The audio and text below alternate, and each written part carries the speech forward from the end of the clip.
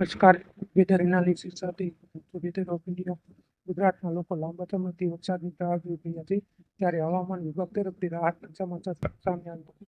આગામી 48 કલાક દરમિયાન રાજ્યના અનેક વિસ્તારોમાં વરસાદી માહોલ સક્રિય થવાની સંભાવના વ્યક્ત કરવામાં આવી છે. જો કે કેટલાક વિસ્તારોમાં ગાજવીજ અને તેજ પવનો સાથે સામાન્યથી મધ્યમ વરસાદ વરસી છે. હવામાન નિષ્ણાતોના જણાવ્યા મુજબ 18 જૂનના રોજ એક વેસ્ટર્ન ડિસ્ટર્બન્સ સક્રિય થવા જઈ રહ્યું છે, જેના કારણે ઉત્તર ભારત અને સાથે ગુજરાતના કેટલાક વિસ્તારોમાં પણ વાતાવરણ ફેરફાર જોવા મળી શકે છે. આ સિસ્ટમની અસરથી ભેજનું પ્રમાણ વધશે અને વરસાદી પ્રવૃત્તિમાં વધારો થવાની શક્યતા છે. ઉત્તર અને મધ્ય ગુજરાતમાં વરસાદની સંભાવના. આગામી દિવસોમાં બનાસકાંઠા, સાબરકાંઠા અને અરવલ્લી જિલ્લામાં ગાજવીજ સાથે હળવાથી મધ્યમ વરસાદ પડી શકે છે.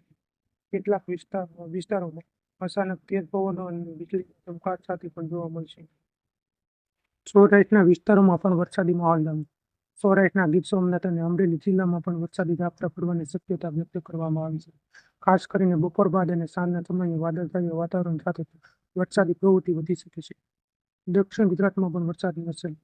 દક્ષિણ ગુજરાતમાં વરસાદની શક્યતા છે. સાથે જ ભાવનગર, ભરૂચ, સુરત, તાપી, ડાંગ, નવસારી, વલસાડ તેમજ દમણ અને દાદરાનગર હવેલી વિસ્તારોમાં પણ વરસાદની શક્યતા વધુ જોવા મળી રહી છે.